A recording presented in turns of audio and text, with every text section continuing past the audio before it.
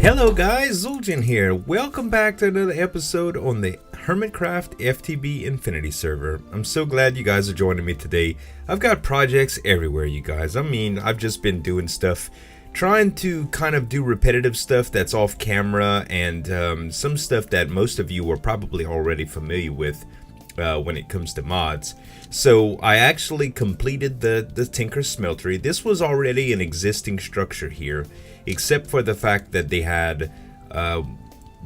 did not have a smeltery controller, smeltery drains, or the seared tank. So I've made a few of these just by making some grout, which is a simple little recipe. If I can show you the recipe, it's made with these seared bricks, which is made from grout that you smelt up, which is made from gravel, clay, and sand. Really simple stuff, kind of old school modded Minecraft, you know. So what you do is you get these transfer nodes, or there's a couple different ways you can do, but typically the manual method is to get a smeltery drain and right click on it, and it pours it into these casts. Now these casts can either form blocks, which is the one I'm looking at right here, or they can form other shapes, and you can make casts just by inserting something in here. So for instance, I have here a seared brick. Pretend like this is an iron ingot or a gold ingot or something. If I put this in this cast right here, what'll happen is if you pour liquid gold from that, you get that from smelting gold in the smeltery, it forms a shape and it forms a mold, and that's where the cast comes in. So if I right click on this cast, you'll see it just looks like an ingot. And if I put that in there and I basically manually right click a drain, or these transfer nodes actually do it automatically, then it pours. Now I have a hopper underneath, so as soon as it's ready, it hits the hopper and the hopper goes into the chest. And basically all the ore that I had got since the start of the game that I hadn't already smelted up, I went ahead and added in here. And as you can see, I got a pretty good haul. So it's almost time to start making some stuff, you guys. Kind of get out the little shack that we were in. Also fenced off the area just a little bit and lit it up with some torches because my fallen canade actually got blown up. Yep, I had to make another one. And a creeper just snuck up on me and blew it up, and he also took out some runes. You'll notice that I already have a couple of things that are kind of I guess erected from the blood altar that you saw last time, and they're basically some runes of self-sacrifice. So these runes, they're relatively easy to make. They take a little while. Basically, you take a tier 2 blood orb and a tier 2 slate, and that's all you got to do to make that slate is just put stone in the blood altar like I showed y'all last time. And if you put a slate in the blood altar, 2000 LP later, it'll turn into an advanced slate. And these pretty much make it more efficient every time I use the sacrificial orb. So if I were to break this circle, which I'm going to do now just to show you, if I were to break this circle, last time you saw we were at a tier 2, meaning that if we put the divination sigil on it, it shows that we're at 8355 at a tier 2. Now, if I take this blood room and close it up just like this, you'll see that now we're at tier 3. And that's basically what happens is this shape, which is 5 runes, 1 level lower and 1 level outward from the inner circle, and these pylons with glowstone on top, it's just a multi-block structure, and it turns into tier 3. And there's a few things you can do with this. In addition to that, I also added a hopper. Now this hopper plugs into this thing, and basically if you put multiple, see if I right click on it right here, bam, I can't right click again. It won't add any more stones. Yet if I put more stones into the hopper, it'll actually feed them to where this can convert to multiples. So there you see the first stone, and if we let that go a little bit for a while, you'll see it starts using it again. So now I can add these. Now when I was using that I guess without all these runes installed, it was pretty much giving me I think it was 100 LP per tick or something like that. So basically every time I gave up a heart, it gave me 200 LP. Now we can see right here it's 59.95. I have, if I use my sacrificial orb it's now 65-55. That's like a 550 point gain. So 450 points higher just from adding all these runes of self-sacrifice. So it's an enhancement. Sorry, for a second there I thought I was getting some weird feedback on my mic. Lately, I think the other day I adjusted my gain accidentally, and ever since then I've kind of been paranoid. But anyway, so that's the blood altar setup that we currently have and the smeltery setup that we currently have. I also went to the nether and grabbed a bunch of lava and I put it in these tanks. These tanks are pretty good. They're from let's see, I think they're called tanks from Open Blocks, and it's basically glass panes and obsidian.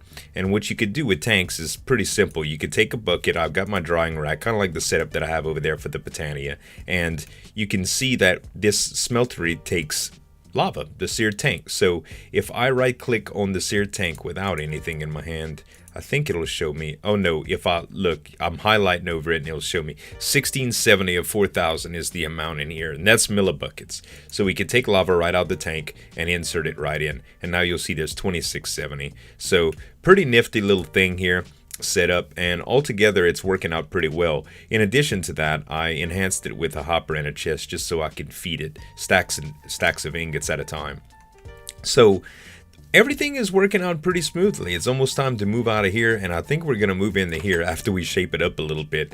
It looks like this is a little bit more roomy, and I think it would be nice. So I've got to upgrade some storage and get some chests together, and I also have to change the color of this wood, because this jacaranda, I don't know if that's the way you pronounce it, but it's a tad bit too pastel for me. You know what I mean? It's like it's kind of a feminine color. Not that there's anything wrong with that. If that's your thing, well, cool. But I don't particularly like it. I like something a little bit more masculine and a little fancier too. We have all these blocks to use. So what I've been working on a little bit is the reason that I moved my Fallen Canade is that it sucks mana out from this mana pool. No matter if I'm using it or not, and it's kind of a big deal when I'm actually trying to do stuff with mana. So you'll see that my mana spreader is slowly filling this thing back up, and it does hold quite a bit of mana. This pool is much more advanced than the last pool that we have, and I've added a couple of flowers to it just to help me with my mana generation. Now I had the day blooms like y'all saw last time, and I also have the ender flame which I can feed, and I don't have a whole lot of charcoal yet, but I've been kind of worrying about that here and there. When I need a boost, I add to it. But I also added these, and these are Nightshade. Now Nightshade are pretty cool because you can take Nightshade, and let's see, I think it was one black, which I have right here. So I'm gonna put 2 of that, and let's see, we'll search it and I'll make sure that I have the recipe correctly. Nightshade, there it is. A mystical gray petal and purple petal. So I have a gray flower right here I can use, and now a purple flower, and these 3 I can just turn into petals pretty much and add one at a time, and then it'll work good. So a bunch of you were saying, like, why not make this level with the ground and stuff, and I guess I could. I kind of always liked the way it looked, but that was a great suggestion that someone had just made. So let me go ahead and do this, and well, don't put myself so far down in there that I can't reach. Let's do this. Wait, is it only 1 tall for real? It feels like it's 2 tall because I think it's 1.5 tall. So let's just let's do it like this. Oh wait, I did it again. Son of a gun. Come up here, Petal Apothecary. Now, it's not nearly as pretty, but it works out pretty good, doesn't it? Okay, so let's go ahead and fill it with water. And it's so weird that the bucket does that. It kind of just like disappears and it goes into my inventory at a weird place. You would think it would load into the hotbar. Oh, that's not what I wanted either. That's gonna wash away some torches, huh? Oh, maybe not. Maybe I caught it in time.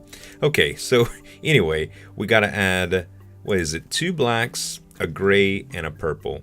So let's add 2 blacks, a gray, and a purple, and a seed, and that just makes us the Nightshade. So we'll do that one more time. Oh, yeah, I gotta add water, silly me. Water, cool, and fill that back up, and then add the water back on the drying rack. Very cool. Okay, so let's do this one more time.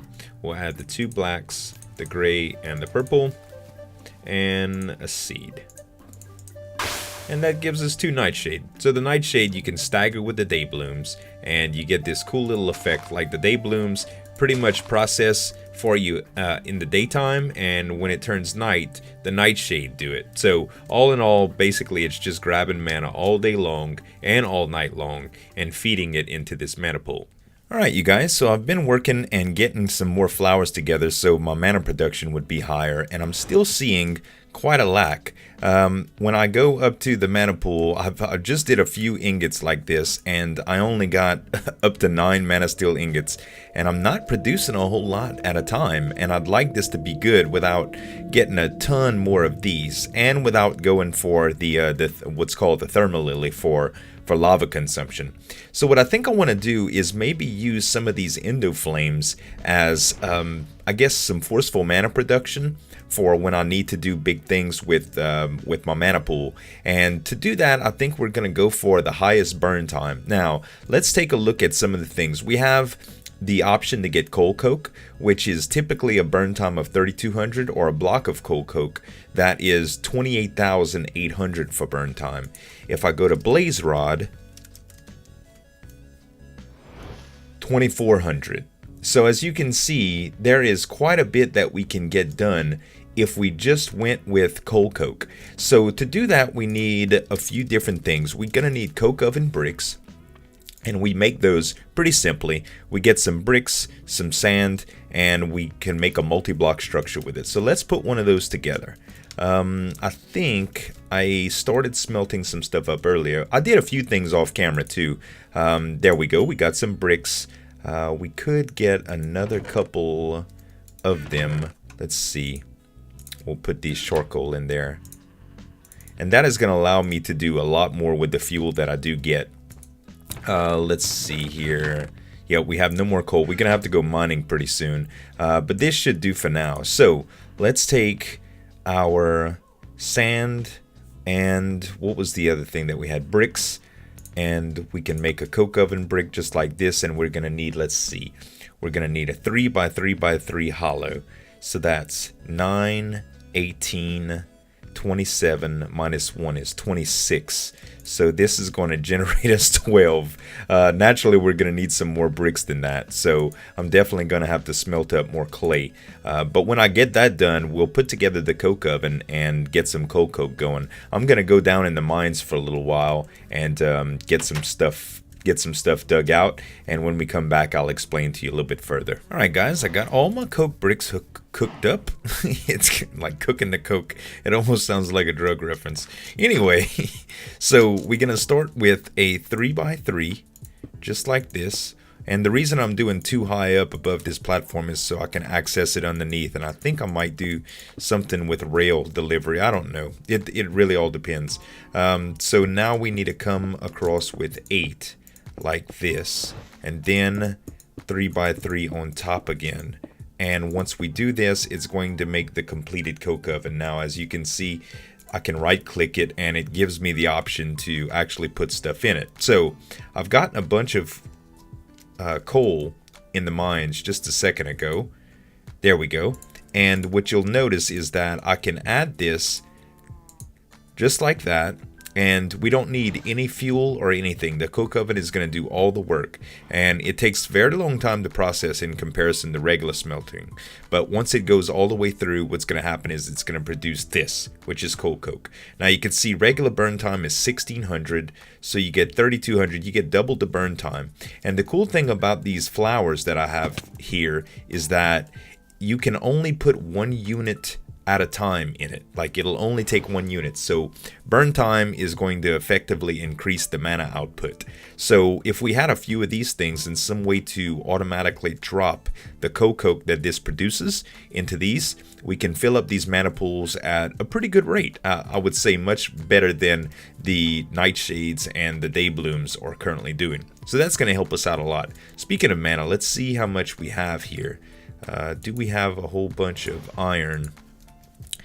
Lava pools are pretty random. Where in real life do you...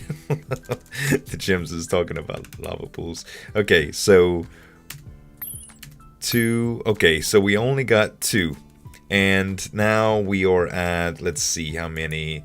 Okay, so we're at 11 mana steel. This is good enough to produce a couple of different things for us. So while that coal coke is producing, we'll check out some of the armor we can do. I'd also like to look at some of the armor that Tinker's Construct offers. Okay, so we can make a chest plate with this, and that would do that. We can also just do legs. We can do legs, and I don't know if boots will be... Yeah, you know what? Let's do boots too. So we'll do legs and boots. And now we have some mana steel armor. Now, the crazy thing about mana steel armor is it takes mana. Like, you don't have to ever repair it. It has 240 durability. And you'll see 10% less mana cost on mana tools. Mana helmet, chestplate, leggings, and boots. So you can also make mana tools, which are... They're a lot more enchantable, and the durability is doesn't get consumed except with mana. So it'll actually help a lot. Oh my. Gems fell. So it's pretty cool. So let's go ahead and try on the boots and the legs. This is Unbreaking and Protection 1. Alright, how do we look? Kind of cool. Okay, so we have a little bit of mana steel on, but we do need to get some. Let's see if we have this coal coke set up. And we should have at least 1 unit. Yeah, we have 1 unit. So I'm going to wait until we have 9 units of this. And I'm going to make a block of coal coke. And I'm going to put it on the endo flame and see what kind of effect that we get. Alright guys, I went ahead and set up a couple more coke ovens here. It's not the most sightly thing in the world, but maybe we can extend this house a little bit to cover some of it. At any rate, we've got plenty of coal coke now to make the block. So I did that. And I'm going to try feeding it to the endo flame. And hopefully it takes it. It ate it. So now this thing is going to produce mana like crazy. And we'll be able to use all of it up with our iron ingots here in hopes of getting some more armor. Let's see here. So right now we got 1, 2. Let's see how long it takes to get another one. That was 2 squirts using Slip's word. So, let's see. So we get... Come on, mana. It's still a little bit of a slow process. Maybe another mana spreader would do a little bit faster. Maybe I should do that. Let's see. We do have another mana spreader here. So I can easily position it. I'm guessing... Let's position it right on top of this. There we go. And we can take the Wand of the Forest that we have. And we'll put it in, let's see, function mode. No, binding mode. We'll shift click and then we'll click, shift click that, and it should shoot the mana. Alright, so now we have a couple working here. Get a little bit closer. Or on top, I should say. There we go. Now let's see how long it takes. Well, it doesn't look like this one's producing a whole lot of mana anymore. Maybe we should do another endo flame now. I'm thinking. So the recipe for this was what? Let's see. We needed a mystical brown, a red. We need 2 browns, 2 reds, and a light gray. And I'm pretty sure we still have a light gray, right? Yeah, light gray. Oh, wait. Was it mana petal that we needed? Oh, I hope so. Wait up. Wait up. Or was it... Oh no, we're gonna need to go find another light gray plant. Darn it. Okay, well that's what I'm gonna do then. Alright guys, here we go. I've got 5 endo flames ready to go. And I've got 5 blocks of coal coke ready to go. So I just recently used the mana pool, and we shouldn't be able to get any more mana ingots, as you can see here. I just used what I had in there. So now I'm gonna go ahead and feed these puppies. Let's do 1 here. Okay, that's eaten up. And I don't think it matters in the spacing of these.